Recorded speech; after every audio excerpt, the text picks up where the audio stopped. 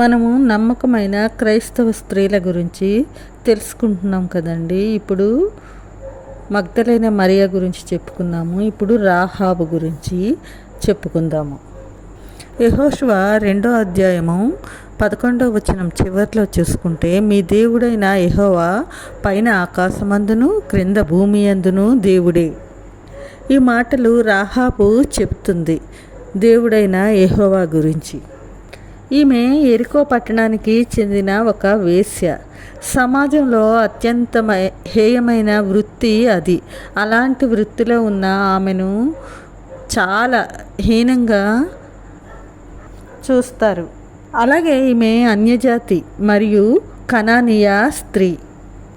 ఆ రోజుల్లో వేశ్యలకున్న విలువ ఎలా ఉండేదంటే, అప్పటి రోమాకాలంలో చిన్న చిన్న హోటళ్ళు ఉండేవి.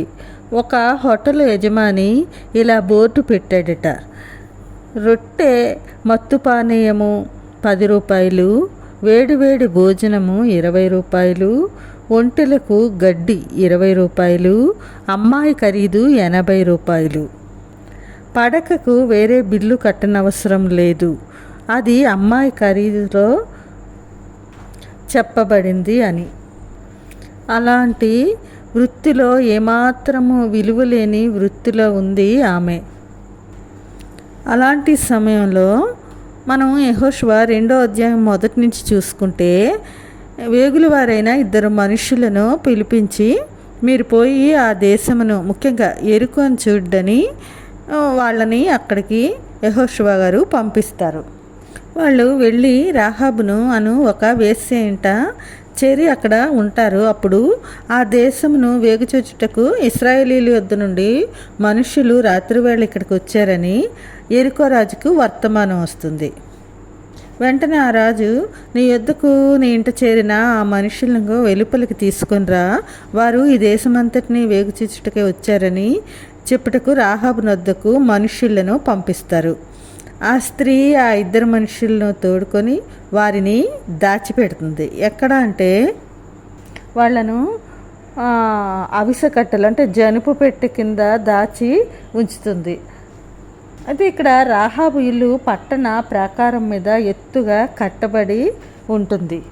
వాళ్ళతో రాహాబు ఏం చెప్తుందంటే, అలా 2 మనుషులు వచ్చిన మాట నిజమే, కానీ వారు ఎక్కడి నుంచి వచ్చారో నాకు తెలీదు. చీకటి పడుతుంటే తలుపులు వేసే వేళ ఆ మనుషులను అలా వెలుపలికి వెళ్ళారు. వారు ఎక్కడికి పోయారో నాకు తెలీదు. మీరు వారిని శీఘ్రంగా తరిమితిరా పట్టుకుంటారు అని చెప్పి తన మిద్దె మీదకి ఆ 2ని ఎక్కించి దాని మీద రాసివేసి ఉన్న జనుపు కట్టెలో వారిని దాచిపెడుతుంది. ఇలా రాజుగారు పంపిన ఆ రాయబారులను ఈమె తప్పుత్రవ పట్టిస్తుంది. అసలు నిజానికి ఆ కాలంలో శత్రువులైన వేగుల వాళ్లపై ఒక కన్ను వేసి వారి సమాచారాన్ని రాజుగారికి అందిస్తూ వారిని అప్పగించాలి అనే నియమము వేశ్యలకు ఉండేది. దానికోసం వాళ్ళకి రాజుగారి దగ్గర నుంచి ఎన్నో బహుమతులు, నగదు, నజరానాలు అందేవి. రాహాబు ఇశ్రాయేలీల గూఢచారులతో ఒక ఒప్పందం చేసుకుంది. నిర్గమాకాండం 14:26-30లో జరిగిన సంఘటన ఈమె విన్నది. ఇశ్రాయేల్ దేవుడి యొక్క గొప్పతనాన్ని ఆమె తెలుసుకుంది. ఎర్ర సముద్రాన్ని పాయలు చేసిన దేవుని గొప్పతనంపై ఆమెకు అపారమైన విశ్వాసం కూడా కలిగింది. యెరికో ప్రజలు ఇశ్రాయేలీలంటే భయపడుతున్నారు కనుక ఈ దేశాన్ని దేవుడు ఇశ్రాయేలీల వశం చేస్తాడని రాహాబు నమ్మకం.